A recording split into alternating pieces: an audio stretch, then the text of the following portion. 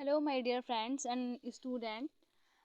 आज मैं क्लास 10 के फिजिक्स का लाइट चैप्टर का पार्ट 2 लेकर आपको समझाऊंगी कुछ। ठीक है, उसमें हमारा टॉपिक है रिफ्लेक्शन ऑफ लाइट।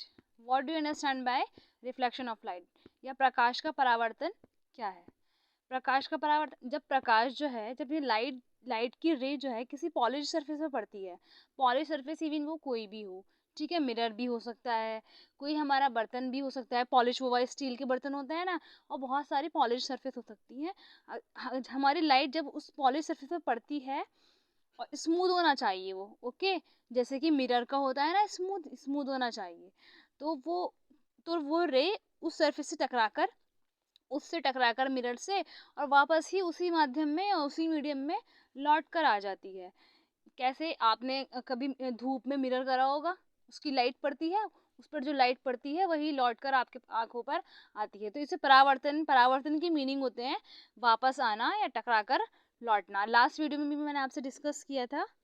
तो इस प्रक्रिया को प्रकाश का परावर्तन कहते हैं। ठीक, जब लाइट की रे किसी पॉलिश सरफेस पर पड़ेगी और वो उसी सरफेस से टकराकर उसी मीडियम की मीनिंग है कि मान लीजिए अगर लाइट है, वो एयर है तो एयर में, वाटर है तो वाटर में, ठीक है, ये मीडियम होते हैं हमारे, उसी मीडियम में वापस लौट जाती है इतने ही एंगल पर, जितने एंगल से वो लाइट पड़ी है इतने एंगल से।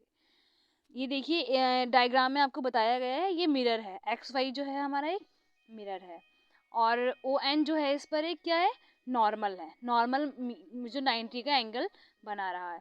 यहाँ से लाइट की रे आई, ये जो ए ओ जो रे है वो हमारी इंसिडेंट रे है, वो लाइट की रे आ रही है, और जो नॉर्मल से जो एंगल बना रही है वो इंसिडेंट एंगल है। ठीक, अब यहाँ से ये मिरर से टकराई, ये मिरर था एक्स वाई, ये पॉलिश्ड सरफेस को इस तरीके से शो करते हैं, ऐसे जो मैंने स्लैंटिंग लाइंस बना रखी है ना, इस टाइप से, और उतने ही एंगल पर वो वापस लौट गई।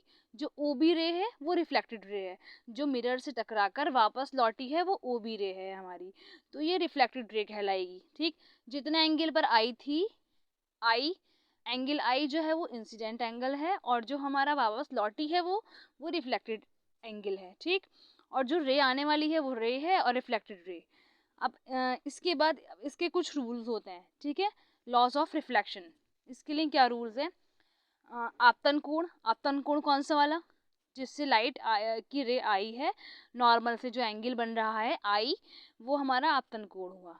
परावर्तन कोण, जो वापस टकरा कर लौटी है, जो एंगल आर है हमारा, वो परावर्तन कोण हुआ। तो दोनों आपस में इक्वल होते हैं, जितने एंगल से उसने उस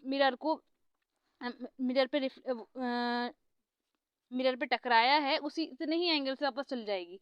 मान लीजिए 30 डिग्री के एंगल से टकराई है तो 30 के से ही वापस जाएगी। ये फर्स्ट लॉ हमारा ये कहता है कि एंगल ऑफ इंसिडेंस किसके बराबर होता है, एंगल ऑफ रिफ्लेक्शन की। अब आती है सेकंड लॉ पे बात। दूसरा नियम क्या है, आपतित किरण। आपतित किरण कौन सी वाली, जो रे पड़ रही है ओ ए, ठीक है, ए ओ। परावर्तित किरण, जो वापस लौट कर जा रही है, टकरा कर वापस जा रही है, वो परावर्तित किरण है। आपतन बिंदु किसे कहते हैं, मिरर पर जो ये एक पॉइंट है ना ओ, जिससे बिल्कुल जिस पॉइंट से टकराई है लाइट, वो आपतन बिंदु कहलाएगा। ठीक है, आपतित किरण, परावर्तित किरण, आपतन बिंदु पर अभिलंब, अभिलंब भी हमने इसी पे ही डाला है। तो ये सब इन्होंने कहा है एक ही तल में होते हैं, एक ही प्लेन में होते हैं।